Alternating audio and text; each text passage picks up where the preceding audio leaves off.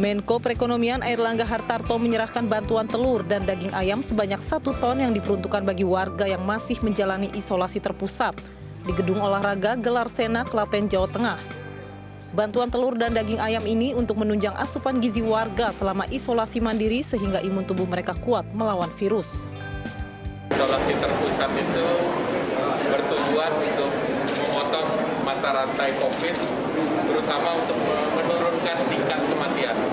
Karena kalau diisolasi mandiri di rumah, belum tentu terperhatikan oleh layanan kesehatan. Tidak hanya di Kabupaten Klaten, Menko Perekonomian Airlangga Hartarto juga menyerahkan bantuan kepada pemerintah Kota Solo. Sebanyak 500 kg daging ayam dan telur, serta 10.000 paket sembako, 20.000 masker, dan oksigen konsentrator diserahkan untuk membantu pasien COVID-19 yang sedang menjalani perawatan. Ya, nanti biar diatur oleh Dinas Sosial. Kita segera serahkan ke warga. Nggak boleh lama-lama ini, terutama yang apa? Ayam. Yang frozen chicken-nya apa? Yang ayam sama apa itu? Beras, minyak, dan lain-lain. Konsentrator juga segera kita distribusikan ke warga. Pemerintah Indonesia terus berupaya untuk menekan laju penularan COVID-19 di berbagai daerah. Beragam kebijakan dan program bantuan diberikan supaya masyarakat bisa bertahan hidup di tengah pandemi. Tim Liputan iNews melaporkan. Pemirsa, beras bantuan pemerintah untuk warga terdampak PPKM darurat di Kabupaten Tuban, Jawa Timur berkutu dan berbau apek. Warga akhirnya menggunakan beras tersebut untuk pakan ayam.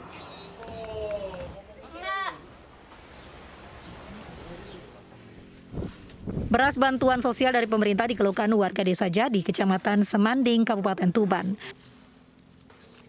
Beras yang diterima warga dinilai tidak layak konsumsi. Selain kualitas buruk, beras yang diklaim level medium ini telah berkutu dan bercampur batu, bahkan beras telah berbau apek. Beberapa warga tidak memiliki pilihan selain memasaknya, namun tak jarang di antara warga enggan mengkonsumsi beras bantuan ini. Warga menggunakan beras untuk pakan ayam peliharaan mereka. Ini jelek, ada kutunya, ada batunya, sama kempal ini loh. Tidak layak Pak, tidak enak dimakan ini. Dan makan ayam. Bantuan beras ini diberikan kepada warga miskin penerima bantuan sosial tunai. Warga mengambilnya di balai desa atau kelurahan masing-masing. Setiap keluarga mendapat 1 karung berisi 10 kg beras. Dari Tuban, Jawa Timur, Pipit Wibawanto, iNews melaporkan. Ratusan warga di Purwakarta, Jawa Barat berdesakan untuk mengikuti vaksinasi COVID-19 di SD Negeri 2 Citalang. Warga yang antri dan abai protokol kesehatan tersebut sempat protes karena adanya pembatasan warga yang divaksin.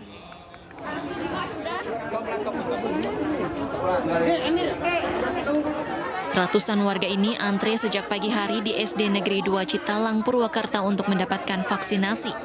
Sayangnya, warga mengabaikan protokol kesehatan karena berdesakan tanpa menghiraukan jaga jarak.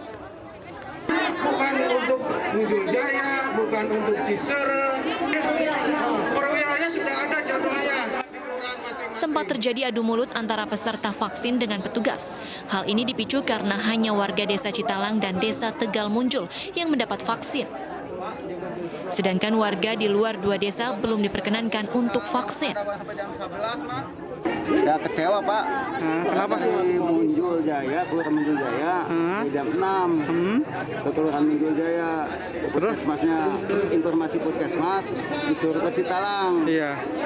Nah, di Citalang di sini ditolak, hanya Tegal Munjul sama Citalang. Petugas pun tetap menjalankan aturan hanya 2 desa yang divaksin untuk hari ini dan mengimbau warga yang tidak terdaftar untuk pulang. Ada miskomunikasi, seharusnya di hari ini itu dosis vaksinnya untuk masyarakat Citalang sama Tegal Munjul. Cuma yang datang itu ada yang dari Cisere, Munjul Jaya, Nagri Kidul, semuanya datang ke sini. Jadi mungkin itu aja. Selama pelaksanaan vaksin, petugas pun terus mengimbau warga agar jaga jarak, namun peserta vaksin tetap berdesakan. Dari Purwakarta, Jawa Barat, Irwan, iNews melaporkan. Pemirsa, ratusan warga di Kabupaten Bone, Sulawesi Selatan berdesakan saat antri mendaftar vaksin. Kericuan sempat terjadi karena warga takut tidak terdaftar untuk vaksin hari ini.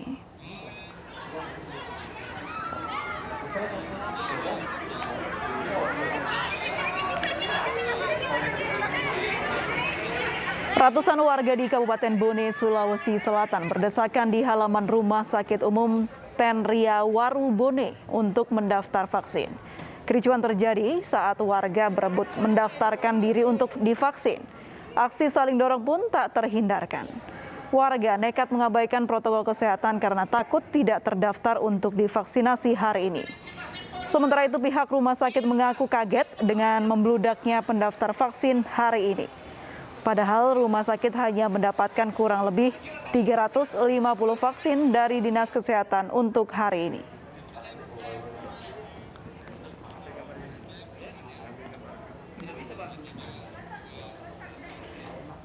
Ya, pemirsa, kasus COVID-19 di Indonesia terus bertambah. Hingga siang tadi tercatat jumlah penambahan sebanyak 17.384 kasus baru di Indonesia.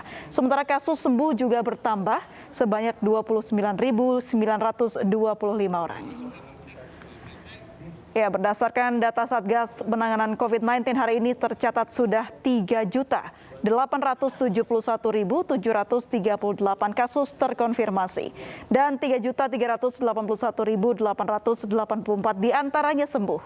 Sementara yang meninggal dunia hari ini 1.245 orang sehingga total saat ini mencapai 118.833 orang.